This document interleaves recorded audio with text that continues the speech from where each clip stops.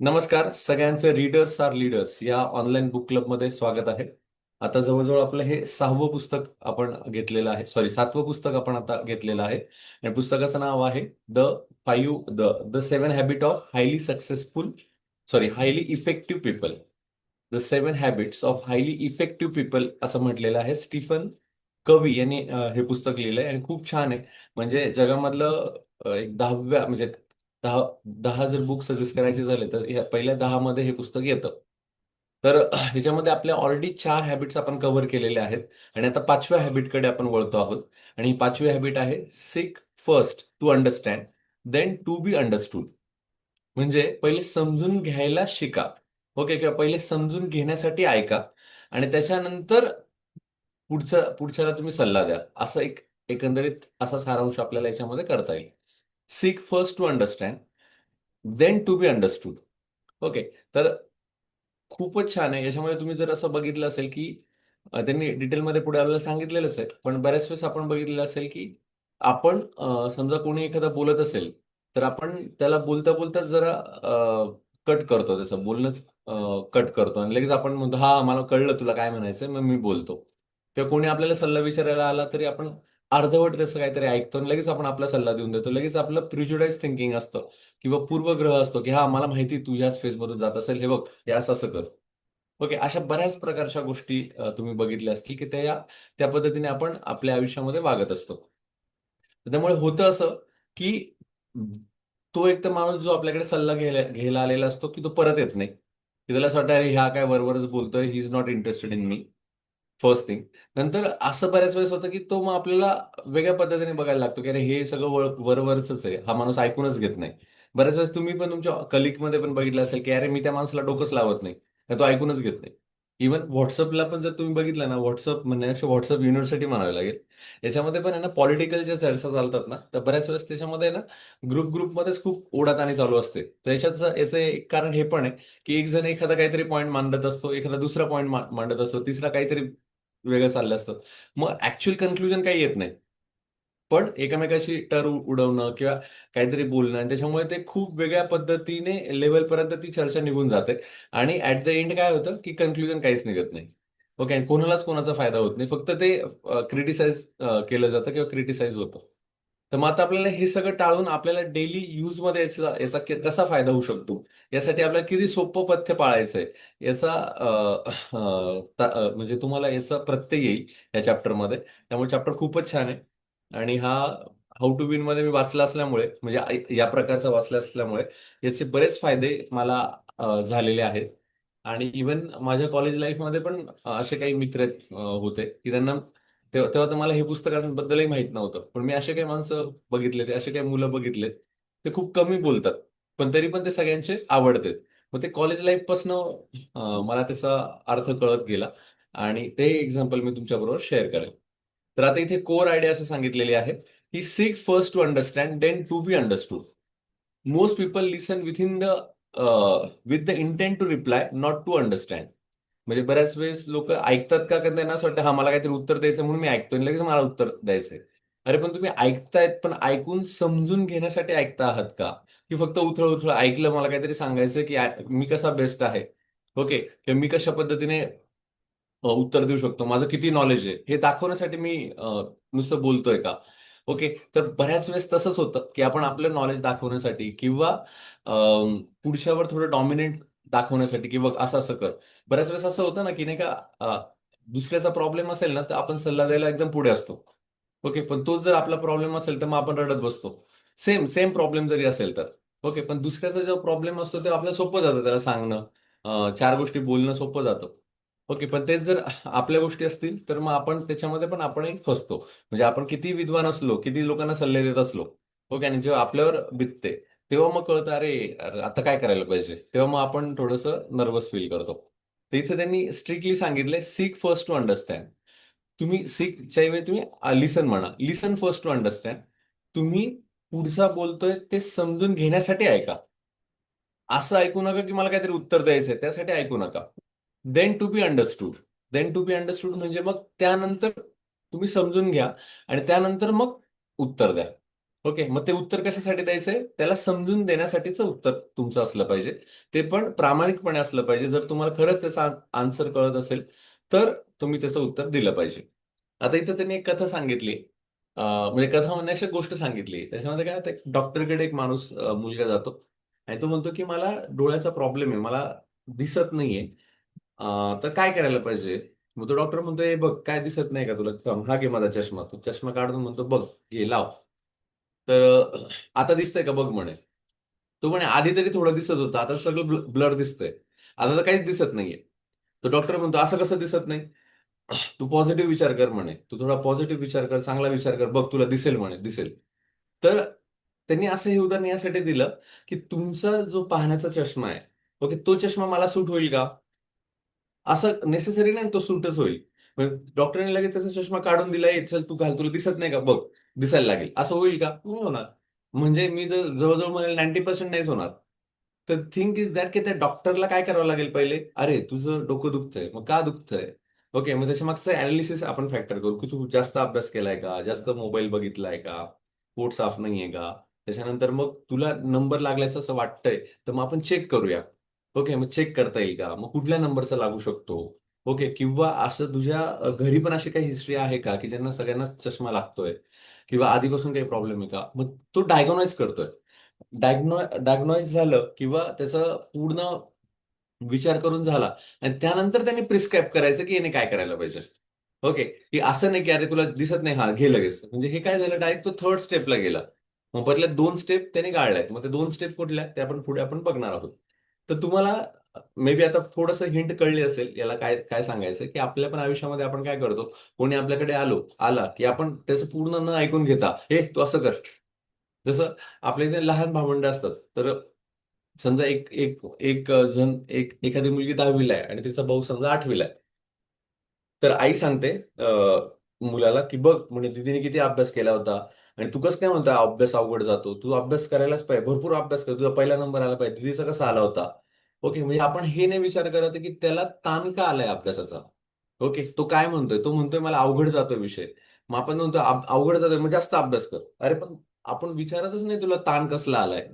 अवघड तुला विषय जातोय, मग तो कुठला विषय जातोय? मग त्याच्यामध्ये काय अवघड जातंय? तुझं बेसिक कच्चं आहे का?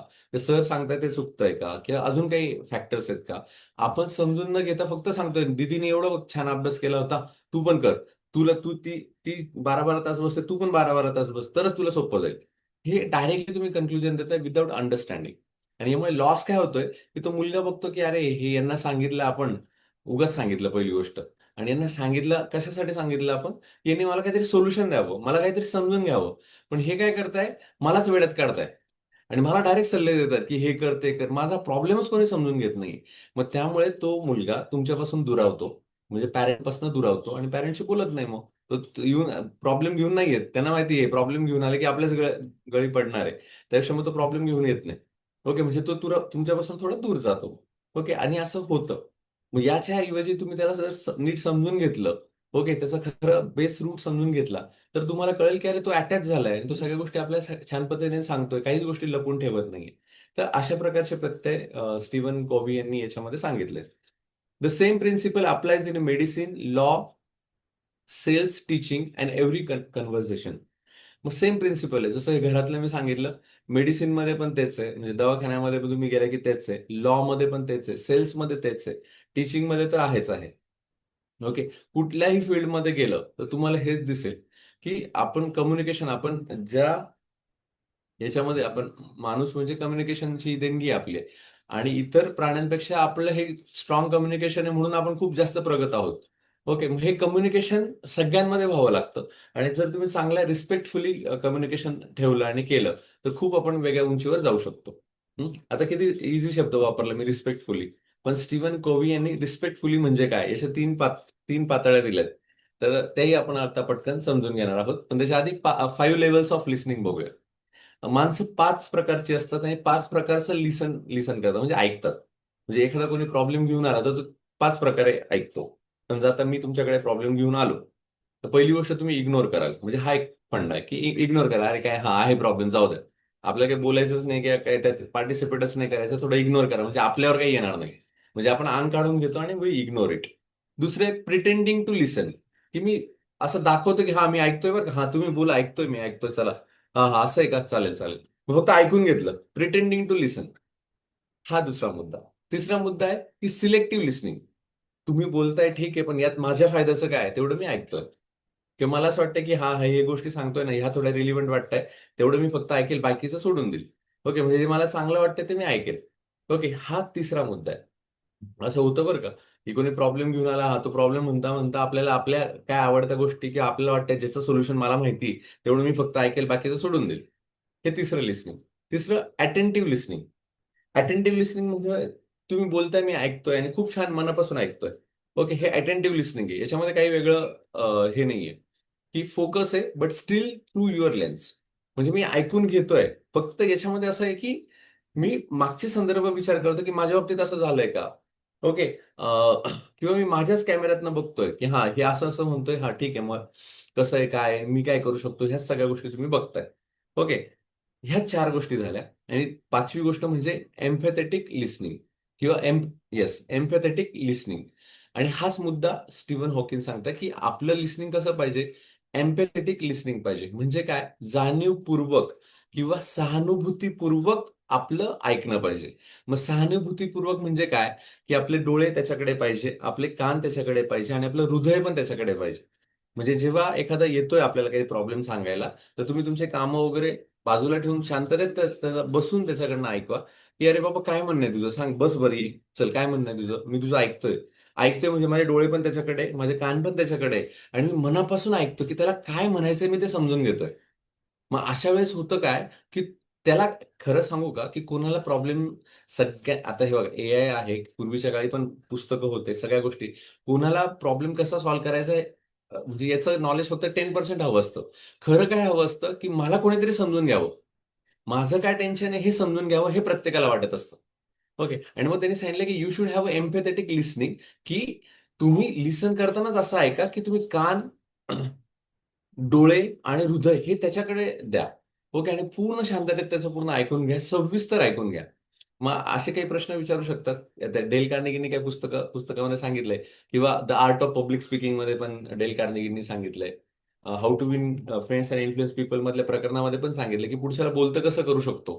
त्याचे पण काही सांगितले. इथे ते मुद्दे नाहीयेत. पण इथे त्यांनी सांगितलं, की तुम्ही ऐका आणि एम्पॅथेटिकली ऐका. तर आता अजून एक फक्त किस्सा मी पटकन सांगून देतो, म्हणजे तुम्ही अजून पटकन कनेक्ट व्हाल. माझ्या कॉलेजचाच किस्सा आहे. माझा एक मित्र होता तुषार. आता कसं होतं, कॉलेजला असताना काही कॉम्पिटिशन्स असतात काही ग्रुपमध्ये. तसं माझा एक वेगळा ग्रुप होता आणि माझ्या विरुद्धचा एक ग्रुप होता. आणि त्या म्हणजे आपण म्हणतो ना, एक मित्र आणि शत्रू. तसा एक शत्रू गट असा म्हणा तुम्ही, आणि एक मित्र गट होता. तर शत्रू गटामध्ये हा तुषार असायचा. ओके. आणि तो तुषार त्या गटामध्ये असायचा. शत्रू म्हणजे खरंच असे खूप हे नव्हते, पण एक कॉम्पिटिशन असते असं. तर आणि मी तसं सगळ्यांशीच बोलायचो आणि पण एक सेफ डिस्टन्समध्ये मी असायचो. तर याच्यामध्ये असं झालं, की तो तुषार सगळ्यांशी बोलायचा. आणि एक दिवस तो माझ्याकडे आला आणि मी म्हटलं, "अरे, हे वेगळ्याच ग्रुपमधला आहे, पण आपण काही बोलायचं नाही." तो आला आणि मला म्हटला, "यार राहुल, तू खूप छान पद्धतीने वही लिहितोस. हे कसं करतो? म्हणजे कसं तू केलंयस?" म्हटलं, "कसं म्हणजे?" "नाही," म्हणे, "तू लिहितो खूप छान," म्हणे. "मला ही कला जोपासायची, म्हणजे मला पण असं वाटतं, की असं लिहावं, पण तू कसं करतोस?" आणि मग मी बोलायला लागलो, की म्हटलं, "अरे, हे आधीपासून मी थोडं लिहित होतो. मग आमच्या एक 9वी मॅडम होत्या. त्यांच्यामुळे मला माझं हस्ताक्षर सुधारलं आणि त्या त्या 11 वाजेला माझं जेव्हा शाळा असायची, तेव्हा मला 10:15लाच बोलवायच्या आणि आमच्याकडनं लिहून घ्यायचं. आणि मला कळत नव्हतं, की अरे मी याला काय सांगतोय?" आणि त्यांनी फक्त येऊन मला फक्त 2 ते 3च शब्द माझ्याशी बोलला, की "हे तू खूप छान लिहितोस. कसं लिहितो मला सांग." आणि तो जरी माझ्या विरुद्ध पक्षातला असला, ओके, तरी पण मी त्याच्याशी बोलायला लागलो. आणि नंतर असं झालं, की आमची मैत्री एवढी वाढली आणि त्याच्यामध्ये मग त्याला म्हणायला लागलो मी, की माझाही थोडा सायकॉलॉजीचा अभ्यास होता. मी म्हटलं, "अरे, I see something different in you." मला सांग, म्हटलं, "काय डिफरंट आहे तुझ्यामध्ये? तू म्हणजे आमचे चांगले मित्र झाल्यानंतर, की तुझ्याशी सगळे कसे अटॅच होत आहेत? तुझ्याशी सगळे का बोलतायत? आणि तू एवढा बोलका कसा?" मग त्याने मला सांगितलं, "तू बघ," म्हणे, "राहुल, ऑब्झर्व्ह कर," म्हणे, "आपण भेटलोय, तर मी सगळ्यांशी बोलतोय. मी किती बोललो," म्हणे. "मी खूप कमी बोललोय. ओके, बोलतो तूच आहेस आणि मी फक्त ऐकून घेतोय." तर प्रत्येक मुलाला किंवा माणसाला कोणीतरी ऐकून घेणारं हवं असतं आणि आपण फक्त ते पॉइंट टॅप करायचे असतात. ओके, मग टॅप करायचे इन द सेन्स काय, की त्यांना तो आपण म्हणतो ना, एक असा बॉल टाकायचा की त्यांना तो मारता आला पाहिजे. ओके, अरे तुला काय आवडतंय, कॉमन इंटरेस्ट आहे. जसं मी मंत्रालयात एकदा गेलो होतो सुहासदादा बरोबर. तर सुहासदादाने विषय त्या मंत्र्यांशी बोलताना विषय काय काढला आणि मी टेन्शन मध्ये. पुढे शिक्षण मंत्री बसलेले आहेत. म्हटलं अरे आता हे बोलायचं काय. तर त्यांनी सांगितलं, सुहासदादा त्या मंत्र्यांशी बोलला, अरे ही 2013ची गोष्ट आहे. म्हणे सर तुमचं शाळा कोणती होती म्हणे. मग ते म्हणले की अरे शाळा माझी पुण्याची शाळा ही होती. अहो म्हणे माझी पण हीच शाळा होती. आणि मग त्यांचं जे बोलणं कन्व्हर्जन सुरू झालं आणि ते जवळजवळ 10-15-20 मिनिटं चाललं. द थिंग इज दॅट की यांनी फक्त तो पॉइंट काढला की तुम्ही कुठले असू शकता किंवा कुठल्या शाळेतले, आणि नंतर तो मंत्री बोलायला लागला स्वतःहून. तर ही ऐकण्याची कला तुमच्याकडे पाहिजे. तसंच तसंच पुढचं पुढचं ने बोलावं यासाठी काही गोष्टी पण तुम्हाला त्या इनिशिएट करता आल्या पाहिजे. ओके. मग पुढे जाऊन मग हे तुम्हाला कळतं की याच्यामुळे होतं असं की जेव्हा पुढचा बोलायला लागतो ना, तर पुढचं बोलतोय आणि तुम्ही शांततेत ऐकताय. बरं. तर जेव्हा शांततेत ऐकायला लागतो ना, तर तेव्हा काय होतं की तुम्ही अटॅच होतात, म्हणजे कनेक्ट होतात. एकमेकांशी तुम्ही कनेक्ट व्हायला लागतात. आणि जसं मी आज तुम्हाला तुषारचं उदाहरण सांगितलं, की आफ्टर सो मेनी इयर्स तो मुलगा अजूनही मला आठवतो, की नाही का तो ऐकून घ्यायचा, त्यामुळे इझिली कनेक्शन वाढतं. आणि आपल्या आजच्या काळामध्ये नेमका हाच प्रॉब्लेम आहे. आपण ऐकून घ्यायलाच तयार नाहीये. आणि आजकालची जी यंग जनरेशन आहे, जनरेशन अल्फा, जनरेशन झेड, जे आपण म्हणतो की हे तर नाहीच, बापरे! म्हणजे हे ऐकायच्या मनस्थितीतच नाहीयेत. ओके. तर ते म्हणतात, "बाबा तुम्हाला काहीच कळत नाही. बघा हे असं-असं आहे." किंवा अ, अ, मोठ्या माणसांना तर बरंच काही सांगायचं असतं, पण हे ऐकूनच घेत नाही. तर तो सगळ्यात मोठा लॉस आहे असं मला वाटतं. आणि not only in that generation, आपल्या जनरेशनमध्ये पण आपण जर बघितलं, आपल्या ऑफिसमध्ये, आपल्या कलीग्समध्ये आपण खूप कमी ऐकून घेतो. ओके. तर यापुढे ऐकायचंय, पण ते एम्पॅथेटिक लिसनिंगने ऐकायचंय. ओके. म्हणजे काय, की आपलं पूर्ण डोळे, आपलं लक्ष म्हणजे कान आणि आपलं हृदय खरंच सहानुभूतीपूर्वक ते पूर्ण ऐकून घ्यायचंय. यामुळे तुमचा इफेक्ट खूप जास्त पडेल.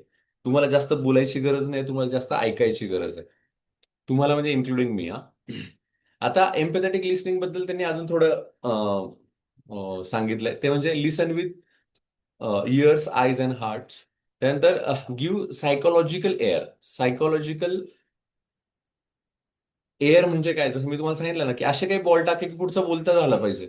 ओके. तुम्ही डायरेक्टली पर्सनलाइज गेला, तर तो नाही बोलणार, की त्याला हे काय विचारताय? You you should give some points और क्लूज. ओके, की पुढचं बोलायला लागेल आणि तो तुम्हाला त्याचं मन मोकळं करेल.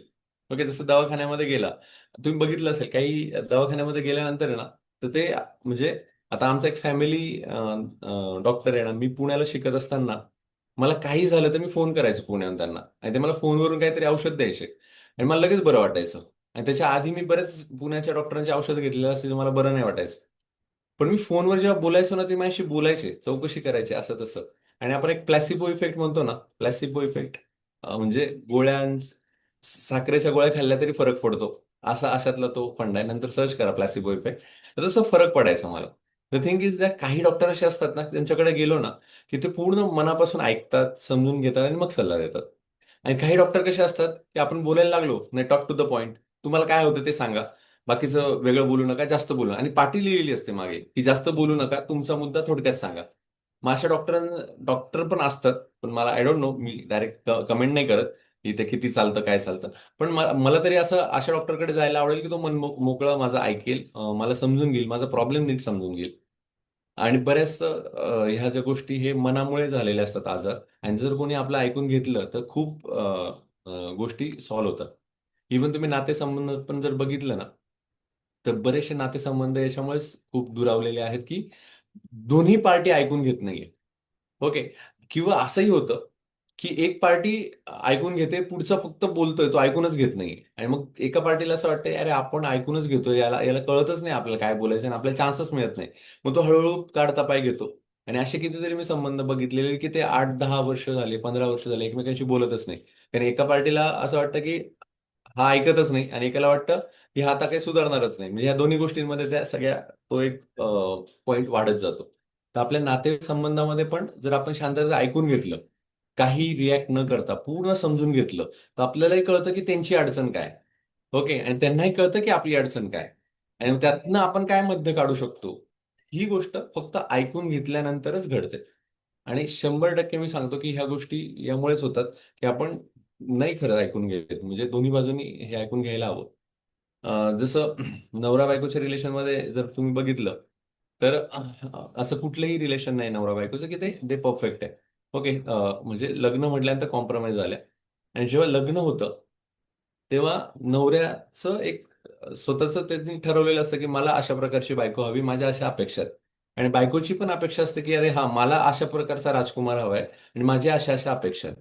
आता हे नेमकं काय होतात की हे दोन्ही वेगळ्या असल्यामुळे, दोघांच्या अपेक्षा वेगळ्या असल्यामुळे दोघांमध्ये काय स्ट्रेस होतो, म्हणजे एकदम भांडणं व्हायला सुरुवात होते.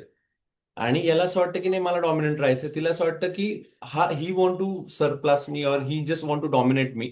आणि मग ती इन्सिक्युअर होते आणि अजून भांडणं होतात. आणि त्याच्यामध्ये समजा अजून नातेवाईक जर पडले तर अजून तो भडका उडतो. त्याच्यामध्ये मग पहिली गोष्ट असं आहे की दोघांनी समजून घेणं की अरे तुला असं वाटतंय ही गोष्ट करावी, मग तुला काय वाटतंय. मग जर तुम्ही नीट जर त्यांच्याशी संभाषण केलं तर मग ते लहानपणी त्यांना ती गोष्ट भेटलेली नसते, किंवा घरी खूप त्रास झालेला असतो, मग त्यांची इच्छा असते की नाही मी लग्न झाल्यानंतर तरी माझी इच्छा पूर्ण होईल. तसं याला असं वाटत असतं की अरे मी एवढं केलंय, मग मला कुठेतरी असं वाटतं की बायकोने थोडं रिस्पेक्टफुली बोलणं, किंवा त्याचं काय म्हणतो ना आपण व्हॉट यू थिंक, की त्याची जाणीव असणं, असं वाटतं. आणि हे जेव्हा ते दोघं छान पद्धतीने बोलतात ना, मग त्यांना दोघांना कळतं अरे हा, याची अपेक्षा ही आहे, त्याची अपेक्षा ती आहे. नाही तर लगेच मला हे हवंय, तुला ते हवंय, असं करत जर भांडणात जर सुरुवात झाली तर मग ते नॉनस्टॉप म्हणजे थांबू शकत नाही. कारण ती इट्स लाईक रॅडिकल रिॲक्शन. मग ती पूर्ण नातेवाईकांपर्यंत जाते, घराघरापर्यंत जाते आणि मग पूर्ण डिस्टर्ब होतं. मग हे काही केसेस डिवोर्स पर्यंत जातात, काही मर्डर पर्यंत जातात. म्हणजे हे सत्य घटना आहे. तुम्ही रोजचं पेपर बघितलं तरी याच्यामध्ये तुम्हाला जाणवेल की ह्या घटना कम्युनिकेशन गॅपमुळेच झालेल्या आहेत. ओके. तर असा हा मुद्दा होता की एम्पॅथेटिक लिसनिंग तुम्ही ठेवा. पुढे म्हटलं की हाऊ वी फेल टू लिसन. आपण कसं फेल होतो लिसन म्हणजे ऐकायला. पहिलं त्यांनी सांगितलंय evaluate, agree or disagree before true hearing. म्हणजे जसं मी म्हटलं व्हॉट्सअपवर आमच्या बऱ्याच चर्चा होतात ना, की मी मुद्दा अजून सांगतोय त्याच्या आधीच डिसॲग्री. ओके. किंवा काही आपल्या पक्षातले असतात. मला काहीतरी बोलायचं त्याच्या आधीच ॲग्री. तर असंही करून नाही चालणार. तर म्हटलं that's not how I see it. हे आपण लगेच म्हणजे चर्चा सुरू व्हायच्या आधीच सांगतो, की नाही मला I am not agree with you. पुढचं हर्ट होऊन जातं. अरे मला काय सांगायचंय? मग आयडिया काहीतरी घेऊन आलोय. तुम्ही त्याच्या आधीच डिसॲग्री म्हणताय. मग कुठलीच डील त्याच्यामुळे क्रॅक होत नाही, किंवा आपल्या बऱ्यापैकी आपण प्रिज्युडाइज थिंकिंगकडे जातो, किंवा आपल्याला काही त्या माणसाबद्दल थोडंसं कोणाकडनं तरी ऐकलेलं असतं. आणि मग त्यानुसार आपण म्हणतो नाही, नाही, हा सांगत असेल म्हणजे त्याच्या स्वार्थाचंच सांगत असेल, आपण ऐकूनच घ्यायचं नाही. म्हणजे तिथेही आपण ऐकून घेत नाही. ऐकून घेतल्यानंतर नकार द्यायला पण काही मेथड्स असतात. ओके, त्या पण आपण डेल कार्नेगींकडनं शिकू शकतो. दुसरा मुद्दा आहे प्रॉप. प्रॉप म्हणजे काय? Ask question from your frame, but why did not you just. म्हणजे आपण आपल्या फ्रेम मधून प्रश्न विचारतो. म्हणजे फॉर एक्झाम्पल, आता माझा एक मित्र आहे. प्रत्येकाचा स्वभाव वेगळा असतो. आता माझा मित्र डायरेक्टली डॅशिंग निर्णय नाही घेऊ शकत. समजा जसं फॉर एक्झाम्पल तो कॉलेजला शिकवतो, प्रोफेसर आहे आणि त्याचा यशोडी त्याला त्रास देतो. एक सॉरी, एक सेकंड. जयेंद्र सर, सेशनमध्ये बोलतो थोड्या वेळाने. Yes, okay. त्याचा एचओडी त्याला त्रास देतो. तर आता मी असतो तर मी डायरेक्टली बोललो असतो, किंवा डायरेक्ट लेटर लिहिलं असतं, किंवा मग डायरेक्टली त्यांच्या टेबलवर जाऊन बोललो असतो की सर असं असं आहे, मला पटत नाही. पण त्याचं मला माहिती तो तसं नाही बोलू शकत. तर मग मी त्याला असा सल्ला दिला नाही की तू जा आता डायरेक्ट प्रिन्सिपलकडे. ओके, जे होईल ते होईल, आपण सगळं क्वालिफाईड आहे, आपण कशाला घाबरायचं. तर मी असा सल्ला अजिबात दिला नाही. मी त्याला जस्ट सांगितलं की काय काय गोष्टी त्या समजून घे, आणि ह्या समजून घेतल्यानंतर तो एचओडींच्या काय अपेक्षा आहेत ते बघ, आणि त्यांना जाऊन मग एकदा शांततेत भेट. कॅन्टीनमध्ये वाटल्यास जाऊन घे, चहा पिताना त्यांच्याशी एकदम आपुलकीपूर्वक बोल, आणि मग तुझा मुद्दा सांग. कारण मला माहिती ही इज नॉट अग्रेसिव्ह. पण मी जर माझ्या अँगलमधून सांगितलं असतं नाही आता काय यांना कशाला सहन करायचं, आता आपण चल पटकन जाऊ आणि लगेच हे करू, तर ह्या गोष्टी नाही चालत. म्हणजे आपल्या प्रत्येकाचा चष्मा वेगळा असतो, हे आपण समजून घ्यायला हवं. आपला चष्मा लगेच दुसऱ्याला द्यायचा, हे दॅट्स नॉट गुड थिंग. पुढे म्हटलं की advice, jump to solution immediately. What you should do is, म्हणजे आता पूर्ण ऐकूनही झालं नाही, सगळं बोलणं नाही झालं नाही, आपण लगेच सांगितलं त्याला what you should do is this, म्हणजे तू आता एक काम कर, डिवोर्सच घेऊन टाक. माझे पण काही मित्र कधी कधी बोलताना समजा आपण काही गोष्टी अशा झाल्या की अरे नाही तू आता एक काम कर, ते डायरेक्ट बंदच करून टाक. अरे किंवा तू डायरेक्ट एक काम कर, आता हे इथून आहे ना आपण ह्याच पद्धतीने काम करू. अरे ते समजून घ्या अजून, आपलं बोलणं चाललंय, मला नेमका प्रॉब्लेम काय मला तो सांगायचा आहे, त्याच्या आधीच तुम्ही कन्क्लुजनला जाताय, तर तसंही नकोय. म्हणजे हा ऍडवाइस जो आहे प्रकार, तर तो पण आपण थोडा जाणीवपूर्वक थोडा थांबून दिला पाहिजे. शेवटचा आहे इंटरप्रिट, किंवा त्याच्यामध्ये असं म्हटलं की interpret in the sense what, explain motive through your own stories. I know exactly what you mean I once. म्हणजे पुढचा आपल्याला एक्सप्लेन करतोय त्याच्या आधीच म्हणतो, अरे हा माझ्या बाबतीत पण असं झालं होतं बरं का, आणि ह्या गोष्टी अशा पण होतात, आणि मग आपणच आपलं इंटरप्रिटेशन करतोय आणि आपणच त्याला सांगतोय की डायरेक्टली, म्हणजे त्याचं पूर्ण व्हायच्या आधीच, की असं माझ्या बाबतीत पण झालं होतं आणि असं असं आहे आणि मी असं केलं होतं. ओके, याच्यामध्ये पण आपण बऱ्याच वेळेस आपण या पद्धतीने ऐकतो, म्हणजे पूर्ण न ऐकता या पद्धतीने ऐकतो, तर तसं पण आपल्याला करायचं नाही. मग कसं ऐकलं पाहिजे, तर इथे आपल्याला आता त्यांनी ऍक्च्युअल सांगितलं, म्हणजे एक लॉजिकली पार्ट आपल्याला स्टीव्हन कोव्हिज यांनी सांगितलंय. तर 3 स्टेप त्यांनी सांगितलंय. फर्स्ट इथोच, सेकंड पॅथोज आणि थर्ड लोगोज. ओके, म्हणजे इथॉस, पॅथॉस अँड लोगोज, हे 3 स्टेप सांगितल्या. आणि 3 स्टेप लक्षात ठेवायला पण सोपं आहे. इथॉस म्हणजे काय? इथॉस म्हणजे तुमचं कॅरेक्टर किंवा तुमचे क्रेडिबिलिटी. म्हणजे आता फॉर एक्झाम्पल मी तुम्हाला सांगितलं, समजा तुम्ही मला ओळखत नाही आणि मी तुम्हाला ओळखत नाही. तुम्ही एकदम समोर आले आणि तुम्ही सांगितलं, की मला सांगितलं की असा असा प्रॉब्लेम आहे, आणि मी तुम्हाला सांगितलं हे असं असं करा. ओके, तुम्ही माझं ऐकाल का? मी किती जरी ज्ञानी असलो हे मला माहिती, तुम्हाला थोडी माहिती. ओके, आणि तुम्हाला मी रस्त्यावर भेटलो आणि तुम्हाला मी सांगून दिलं एखादं सोल्युशन, तुम्ही ऐकाल का? नाही, तुम्ही क्रॉस चेक कराल. तुम्हाला, अरे हा माणूस एवढं सांगतोय, मग हा कोण आहे? मग you are going to find out who is Rahul. Okay, किंवा हू इज राहुल मोरे, तुम्ही ट्राय टू फाइंड आउट. तर द थिंग इज, जर इथोज मध्ये काय करायचंय तुम्हाला, जर तुम्हाला तुमच्या सिस्टीम मध्ये बदल घडवायचा असेल, किंवा तुम्हाला इन्फ्लुएन्शियल व्यक्ती व्हायचं असेल, किंवा तुम्हाला असं वाटत असेल लोकांनी तुमचं ऐकावं, तर पहिली गोष्ट म्हणजे तुम्ही तुमचं कॅरेक्टर बिल्ड करा. ओके, तुमची क्रेडिबिलिटी बिल्ड करा. ओके, मग त्यात त्यांनी सांगितलंय की people trust your words only if they trust you first. Build your emotional bank account. म्हणजे काय करा, तुमची इमोशनल बँक अकाउंट वाढवा. ओके, आणि तुम्ही अशा पद्धतीचे व्यक्ती व्हा की जिथे लोकांना वाटेल की हा यांनी प्रूव्ह केलंय, म्हणजे स्वतःही प्रूव्ह केलेलं आहे आणि स्वतःही खूप छान पद्धतीने त्याचा रिझल्ट पण त्याला त्याच्या आयुष्यात मिळतोय. म्हणजे आपण म्हणतो ना, लोका सांगे ब्रह्मज्ञान, आपण मात्र कोरडे पाषाण. असं जर असेल तर लोकांना ते कळून जाईल. ओके, मग तसं नाही, तर तुम्ही प्रूव्ह पण करा ना की तुम्ही सुद्धा बेस्ट आहात. आणि जेव्हा हे तुमचं दिसेल, तुमच्या पद्धतीचं या लोकांना दिसेल, तर लोक आवर्जून म्हणतील, नाही मला या माणसाचा सल्ला घ्यायला आवडेल. ओके, कारण त्यांना दिसतंय की याने हे केलंय. मग ही क्रेडिबिलिटी तयार करायला तुम्हाला आधी वेळ द्यावा लागेल. जसं मी माझ्या मित्राचं तुषार नावाचं एक्झाम्पल दिलं. तो आला, शांततेत बोलला, त्यांनी मला वेळ दिला. ओके, वेळ दिल्यानंतर माझं ऐकून घेतलं, ऐकून घेतल्यानंतर मी त्याच्याबद्दल विचारलं आणि मग ती ओळख झाली. नंतर म्हटलं, नाही हा इज अ ट्रू. आणि मग माझा त्याच्यावर विश्वास बसला आणि त्यानंतर मग आमचं बोलणं सुरू झालं. ओके, मग डायरेक्टली कोणीतरी येईल आणि लगेच तुम्ही म्हणाल नाही मी उत्तर देतो, तर तुमचं कोणी ऐकणारही नाही. काही जण असे मध्ये मध्ये बोलणारे असतात, माहिती का तुम्हाला, की त्याला सेंटर ऑफ अट्रॅक्शन होणारे व्यक्ती म्हणतात. की एखाद्या ऑफिसमध्ये असतात, की ते आपण कोणाशी बोलतोय ना, तर ते मध्येच येऊन सांगणार, "ए, मला हे माहिती आहे." किंवा ते दे दे दे लाईक टू बी अ, की म्हणजे प्रॉब्लेम सॉल्व्हर, की त्यांना असं वाटतं की सगळ्या प्रॉब्लेमचं उत्तर माझ्याकडेच आहे. आणि ते जास्त बोलण्याचा प्रयत्न करतात. उलट मग अशा लोकांना जास्त स्ट्रगल करावं लागतं. उलट कमी बोलणारे जे असतात, जास्त ऐकून घेणारे असतात, तर ते खूप जास्त डिमांड त्यांना लाईफमध्ये असते आणि जास्त ते डिमांडिंग असतात. तर याच्यामध्ये द थिंग इज दॅट, की तुम्हाला तुमचं क्रेडिबिलिटी बनवायची आहे, तुमचं कॅरेक्टर बनवायचं आहे. आणि हे जर कॅरेक्टर असेल तर लोक आवर्जून तुमच्याकडे येतील. ओके, आणि आवर्जून तुम्हाला सल्ला विचारतील. ओके, आणि यासाठी एक पहिला मुद्दा म्हणजे ऐकून घ्यायला शिका. दुसरी गोष्ट म्हणजे काय सांगितलं, एम्पथी अँड फिलिंग. याला म्हटलं पॅथॉट्स. म्हणजे काय, show that you truly understand their words before sharing your perspective. म्हणजे काय, आता तुम्ही जेव्हा त्यांचं ऐकून घेणार आहात, तर तुमचं ऐकून घेणं हे एम्पथी आणि फिलिंग ने असलं पाहिजे. म्हणजे त्या व्यक्तीलाही वाटलं पाहिजे, की अरे हा याने माझं पूर्ण ऐकून घेतलंय, याला काय सांगायचं हे त्याला कळलंय. जसं इंजिनिअरिंगला मी शिकवायला असताना मला आठवतं, की माझा एक मित्र होता स्वप्नील नावाचा. तर त्याने आवर्जून मला घरी बोलवलं होतं आणि रात्रभर तो मला सगळं त्याच्या परिस्थिती सांगत होता घरातली. म्हणजे त्याला लग्न करायचं होतं आणि त्याने मला पूर्ण त्याची हिस्ट्री सांगितली आणि मी पूर्ण रात्रभर ते ऐकत होतो. आणि नंतर त्यांनी दुसऱ्या दिवशी मला सांगितलं, की "अरे," म्हणे, "हे मी जे सगळं सांगितलं ना," म्हणे, "आता मला सांग," म्हणे, "तू सोल्युशन काय?" ओके. मी म्हटलं, "काही नाही. तुला आता अजून थोडासा फक्त वेट करावा लागेल," म्हटलं, "आणि तुझ्या नातेवाईकांशी बोलावं लागेल." द थिंग इज दॅट की तुम्हाला वेळ द्यावा लागतो. तुम्हाला नीट समजून घ्यावं लागतं. त्यानंतर तुमची क्रेडिबिलिटी वाढते. त्यानंतर तुमचं कॅरेक्टर हे होतं आणि पुढच्याला कळतं, की हा याने माझं छान पद्धतीने ऐकून घेतलंय. नाहीतर आपल्याला लगेच कळतं, अरे मी काय बोलतोय, तुम्ही काय बोलताय, काही चाललं नाही आणि तुम्ही मला सोल्युशन देताय. कोणी तुमचं ऐकणारही नाही. आणि तुम्हाला दिसेल, अरे मी काय याला सांगितलंय आणि माझं ऐकलं नाही.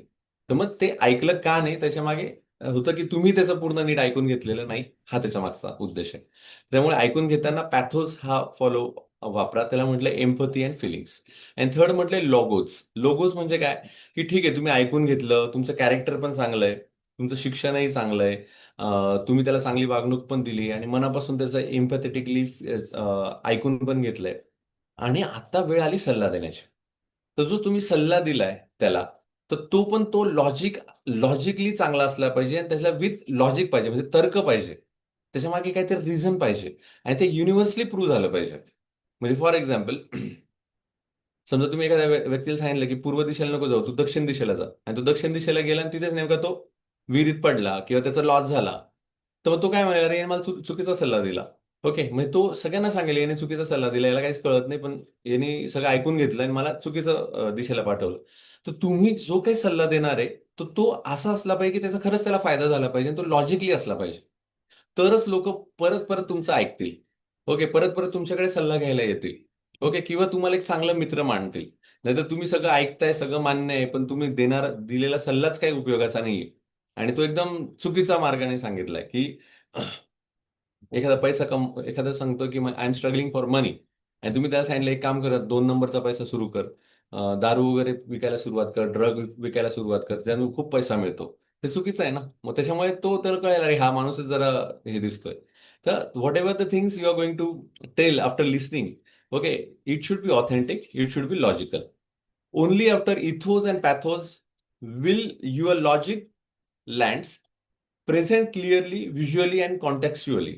म्हणजे बोलताना पण तुम्ही जो कॉन्टेक्स्ट चालू आहे त्या अनुषंगानेच बोला आणि प्रॅक्टिकल सल्ले द्या. बरेच जण, जसं फॉर एक्झाम्पल, नाव नाही सांगत, पण नवरा बायकोचं एक किस्सा होता आणि नवरा बायकोमध्ये असं तिचं असं म्हणणं होतं की मला जास्तीत जास्त वेळ पाहिजे तुमचा. आणि मग ते एका कॉन्सलरकडे गेले आणि कॉन्सलरला सांगितलं की बायको म्हणते की तिला वेळ जास्त पाहिजे माझा आणि मी वेळ देऊ शकत नाही, कारण की मी राहतो दिल्लीला. ओके, आणि ही राहते दिल्लीपासून पंजाब काही जवळ असेल, एक एक 4-5 तासाचा असेल. तर ही राहते पंजाबला, त्यामुळे मला असं शक्यच नाही इतका वेळ देणं. मग बायकोने सांगितलं की एक काम करा म्हणे, तुम्ही ना दिल्ली आणि पंजाब रोज अपडाऊन करा, मला फक्त रात्री तुमचा फक्त वेळ द्या किंवा तुम्ही रोज घरी आले पाहिजे. आता हे इनप्रॅक्टिकल होतं. म्हणजे बायकोचा तो सल्ला होता. कोणासाठी होता? नवऱ्यासाठी. आणि मग तिथेच तो काउन्सिलर म्हटला, नाही तुम्ही हा दिलेला सल्ला चुकीचा आहे, प्रॅक्टिकल नाहीये. ओके, म्हणजे इथे गोत्यात कोण आलं, की ती बायको आली, की तिला त्यांना पुढच्याला कळून गेलं की ही चुकीचा सल्ला देते म्हणून. आणि मग नंतर कळलं की अरे हा, आता नवऱ्याचं थोडंसं बरोबर आहे, त्यामुळे त्याचंही ऐकलं पाहिजे. द थिंग इज दॅट की तुमचं जे काही सल्ले असेल ते प्रॅक्टिकली असू द्या. हाच त्याच्या मागचा मोटो होता. पुढचं आपण एंडकडे आलेलो आहोत. आता हे हे ऐकण्याचं हे तुम्ही सगळीकडे वापरू शकता. Like with students and childrens. तुमचे मुलं तुम्हाला केव्हा अटॅच होतील, जेव्हा मुलांचं तुम्ही ऐकून घ्याल तेव्हा. आणि मुलांच्या बाबतीत तर खूप आहे. त्यांना इतक्या शंका असतात, इतके प्रश्न असतात. पण खरं सांगू का, लिटरली आपण वेळ देत नाही. आपण म्हणतो, "अरे काय काही बोलतो तू, काही विचारतो."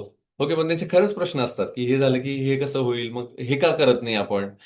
तर मग त्यांना बसून त्यांचं पहिले ऐकून मग ते त्यांना उत्तर द्यावे लागतात आणि त्यानंतर ते तुम्हाला खूप छान अटॅच होतात. नाही तर असे मी फॅमिलीज बघितले, की मुलगा आई-वडिलांना मानतच नाही. ओके, का मानत नाही? कारण आई-वडील काही सल्ले देतात. असं ते मुलं म्हणतात बरं का. आई-वडील काही सल्ले देतात. त्यांना काही बोललं की काही सल्ले देतात. असं ते म्हणतात. तर इथे मुलांकडे पण तुम्ही ऐकून घेणं गरजेचं आहे आणि इम्पॅथेटिकली ऐकणं महत्वाचं आहे. Similarly for with parents and family मध्ये पण हाच भाग आहे. तुमच्या फॅमिलीमध्ये, रिलेटिव्हजमध्ये पण तुम्ही नीट ऐकून घेणं गरजेचं आहे. कारण प्रत्येकाचं काहीतरी वेगळं विश्व चालू असतं. प्रत्येकाचे प्रॉब्लेम्स वेगळे असतात. प्रत्येकाच्या प्रायोरिटीज वेगळ्या असतात. मग त्या जर समजून आपण घेतल्या आणि तर रिलेशन पण चांगल्या रीतीने होऊ शकतात. कोचिंग आणि टीचिंगमध्ये पण हाच आहे. टीचिंगमध्ये पण तुम्ही जेव्हा एखाद्या मुलाला शिकवताय, तर प्रत्येक मुलाची ग्रास्पिंग तीच आहे असं नाहीये. प्रत्येक मुलगा तुमच्या क्लासला, तुमच्या कॉलेजला, तुमच्या पर्सनल ट्युशनला याला जर येत असेल, तर तो एकाच ठिकाणाहून येतोय असं नाही. एखादा झोपडीतून येत असेल, एखादा रिक्षातनं येत असेल, एखादा पायी येत असेल. प्रत्येकाचे प्रॉब्लेम्स वेगळे. ओके. त्यामुळे प्रत्येकाला ऐकून घ्यायला शिका. ओके. आणि मग त्यानंतर प्रत्येकाला ट्रीटमेंट आपण वेगळी द्यायला पाहिजे. किंवा प्रत्येकाचं बोर्ड पण वेगळं असतं. सगळेच जण इंग्लिश मिडियमचे असतात असं नाही, सगळेजण सीबीएसईचे असतात असं नाही, सगळे आयसीएससी असतात असं नाही, सगळे मराठी मीडियम असतात असं नाही. त्यामुळे द थिंग इज दॅट ऐकून घेतल्यानंतर आपल्याला कळतं की अरे हा, आपण आता याला कसं ट्रीटमेंट द्यायला पाहिजे. सिमिलरली इन निगोशिएशन आणि टीम. तर डेल कार्नेगींचं थोडं मी पुस्तक वाचा असेल नक्की सांगेल की निगोशिएशन कसं करावं. निगोशिएशन मध्ये पण हेच आहे की तुम्ही तिने छान पद्धतीने ऐकून घेतलं ना, तर पुढचा जो मोठी स्टोरी आहे. ठीक आहे, मी सांगू का एक स्टोरी निगोशिएशनच्या बाबतीतची आहे. मला आयसीटी मध्ये जेव्हा असताना पीएचडी करत असताना मी जो एमबीए कोर्स करत होतो पीजीडीसीटीएम, त्याच्यामध्ये अरुण स्नेहगल सर होते शिकवायला. त्यांचं जवळजवळ टर्नओव्हरच 5000 CR आहे वर्षाला. ते फाईन केमिकल्समध्ये काम करतात, फाईन केमिकल्स तयार करतात. अमेरिकेमध्ये गेल्यानंतर एकदा त्यांचा अपमान झाला होता आणि त्यांनी असं ठरवलं की नाही, मी इंडियामध्येच करेल आणि फॉरेनरच्या कंपन्या माझ्याकडे इन्व्हेस्ट करायला येतील, असं त्यांनी संकल्प केला. आणि त्यानुसार त्यांनी खूप विचार केला की हे बाहेरचे लोक कशा पद्धतीने डील करतात. अमेरिका आणि चायनाचं डील जास्त का होतं, भारताचं का नाही होऊ शकत, मग हे नेमकं काय फंडा वापरतात. मग त्यानंतर ते आम्हाला डायरेक्टली त्यांनी त्या गोष्टी सांगितल्या. मग त्यांनी असं सांगितलं, ते काय करायचे, चायनीज लोकांना बोलवायचे इंडियामध्ये. इंडियामध्ये बोलवल्यानंतर त्यांचं खरं डीलचं जे काम असतं ते 1 तासाचं असतं, पण ते मुद्दाम त्यांना 3 days व्हिजिटला बोलवायचे. मग पहिल्या डेला आल्यानंतर ते अजिबात डील विषयी काही बोलायचे नाही. ते फक्त गप्पा वगैरे मारणार, ऐकून घेणार आणि भरपूर खायला प्यायला सगळ्या गोष्टी त्यांना अवेलेबल करून देणार. आणि ह्या लोकांना गोल्फ खेळायला आवडतं. तर त्यामुळे अरुण स्नेगल सरांनी मुद्दामून आवर्जून त्यांच्या टीममध्ये, आता हे फाईन केमिकल्समध्ये काम करतात, त्यांना स्पोर्ट्सची काही घेतली नाही, पण तरी त्यांनी त्यांच्या टीममध्ये एक गोल्फपटू, जो की चांगल्या इंटरनॅशनल किंवा नॅशनल खेळणारा गोल्फपटू त्यांनी त्यांच्या टीममध्ये ठेवला. आणि आवर्जून चायनीजवाल्यांची ओळख करून दिली, बघा म्हणजे हा गोल्फपटू आहे ना, नॅशनल लेवलला गेलेला आहे, तर खेळा म्हणे तुम्ही त्याच्याबरोबर. मग ते दुसऱ्या दिवशी गोल्फ खेळायला गेले. आणि ह्या गोल्फपटूला त्यांनी सांगून ठेवलं होतं की म्हणे काय करायचं, म्हणे ह्या सगळ्यांना एकदम शेवटपर्यंत हरवत न्यायचं म्हणे, आणि शेवटच्या क्षणी ते जिंकले पाहिजे. मग झालं असं की हे खेळायचे खेळायचे खेळायचे नाही का, अटीतटीचा सामना आणायचे. आणि आता पुढच्याला असं वाटायचं आपण हरतो काय, काय नॅशनल पटू आहे, पण हे पुढचाच जिंकायचा आणि हा नॅशनल जो खेळाडू असायचा तो हारायचा. यामुळे व्हायचं असं की याचा कॉन्फिडन्स वाढून जायचा. आणि ते थोडंसं म्हणजे इगो वाढायचा, अरे मी हरवलं. ओके. मग अशा त्यांच्या सगळ्या पद्धती चालायच्या. त्याचबरोबर अरुण स्नेगल सर काय करायचे, की जो येणार आहे भेटायला, त्याची आधी लिंक्डइन प्रोफाईल, फेसबुक प्रोफाईल हे सगळ्या बघायचे. त्यांच्या इंटरेस्ट कशामध्ये, एखाद्याचं क्रिकेट असेल तर क्रिकेट विषयी बोलायचे. मी म्हणतो ना, आपण बॉल असा द्यायचा की पुढचा बोलला पाहिजे. आणि त्यामुळे असं व्हायचं की हे 1-2 दिवस जे येणारे पर्यटक असायचे किंवा जे बिझनेस असायचे, तर असं वाटायचं की अरे हे 1-2 दिवसाचा 1-2 दिवसापासून ओळखतात असं नाही. 10-12 वर्षापासून आपल्याला ओळखतात. अशी त्यांची मैत्री होऊन जायची. आणि तिसऱ्या दिवशी जेव्हा जाताना असायचं की चल Arun, just we will talk about the deal. आणि डील जेव्हा त्या टेबलवर बसायचे, तर डीलचा ऍक्च्युली प्रॉब्लेम असा असायचा की त्यांना तो प्रॉडक्ट ₹70 विकायचा असायचा. म्हणजे पर युनिट ₹70 असं काहीतरी असेल किंवा 1 ग्रॅम ₹70 असं असेल. तर ते सांगायचे, अरे टेल युअर प्राइस. मग हे सांगायचे, नाही नाही, जस्ट टेल युअर प्राइस, की तुम्ही तुमची प्राइस सांगा पर ग्रॅम वगैरे. तर ते सांगायचे की ॲज म्हणजे you are a good man, की तुम्ही खूप छान आहात. तर आम्हाला असं वाटतं की तुम्ही एक साधारण 140 पर ग्रॅम द्यायला पाहिजे.